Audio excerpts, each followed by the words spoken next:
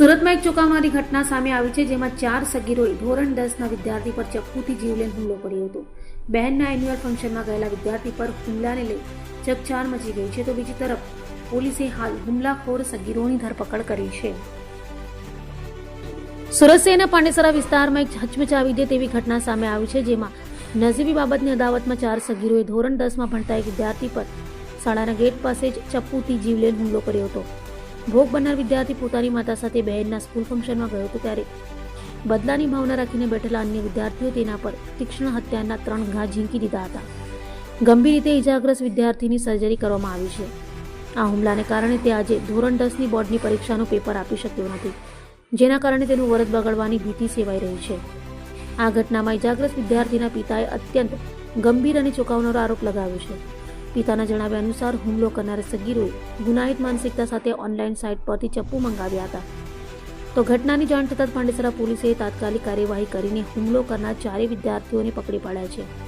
Police તપાસમાં સામે આવ્યું છે કે 4 આરોપીઓ કાયદાના સંઘર્ષમાં આવેલા બાળકો છે. હાલ પોલીસ એ દિશામાં તપાસ કરી રહી છે કે ખરેખર હત્યારો ક્યાંથી મેળવવામાં આવ્યા હતા. એક તરફ પુત્ર હોસ્પિટલના બિછાની લોહીલુહાણ હાલતમાં છે અને તેની પરીક્ષા છૂટી ગઈ છે, ત્યારે બીજી તરફ પરિવારજનો આ હિંસક સગીરો સામે કડકમાં કડક કાર્યવાહીની માંગ કરી રહ્યા છે. Kunal Shah trustee Galaxy army intelligence sir घटना स्कूलની પ્રીમાઇસીસની બહાર બની છે.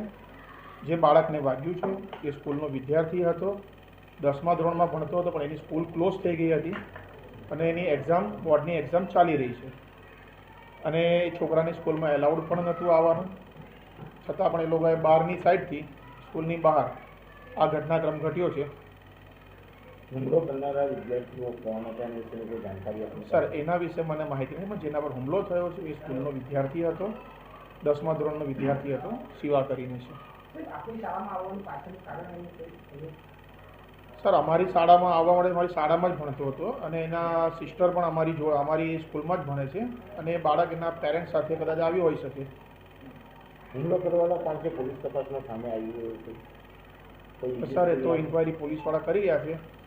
હવે એમાં ઇન્કવાયરીમાં હવે એમને શું દેખાયું છે, કારણ કે જેને હુમલો કર્યો છે અમારી સ્કૂલનો વિદ્યાર્થી નથી અને જે સીસીટીવી ને બહારના વિદ્યાર્થી છે. જે સીસીટીવી છે સીસીટીવીમાં શું માહિતી મળી છે, શું જોવા મળ્યું? તો સીસીટીવીમાં આજે લોકો ધમાલ મસ્તી મારામારી કરી રહ્યા છે એ માહિતી દેખાઈ રહી છે. અંદર હુમલો કરી રહ્યા છે. બાર પેટની બહાર બી નથી, સ્કૂલથી જરાક આગળ છે.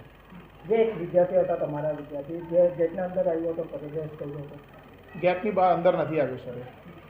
જેને હુમલો થયો છે એ બી ગેટની અંદર નહોતો, એ બહાર જ હતો. એને એવું નિવેદન લખાવ્યું છે કે નાસ્તી વખતે ખૂબ દમ બતાવ્યો, હવે દમ બતાવો એમ કરીને સર હવે નિવેદન તો હવે કઈ રીતે લખાવે છે આપણને બી આઈડિયા નથી. એટલે આવું કારણ આપીને મને માર્યું છે, તો એ તો અંદર એલાઉડ જ નથી થયો એવું કહી છે. અંદર તો એલાઉડ જ નથી ને, છોકરાઓ અંદર આવ્યા જ નથી. એ નાચવામાં પાર્ટિસિપેટ તો હતો જ નહીં, તો નાચવાનો તો કોઈ સવાલ આવતો જ નથી એનો, કારણ કે જે પ્રોગ્રામ હતો એ તો છોકરાઓનો હતો.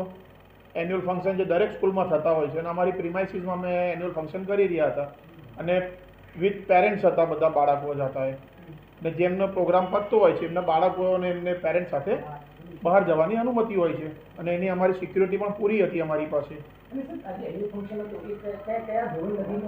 1 to 7 સર, નાના બાળકોનો જ હતો.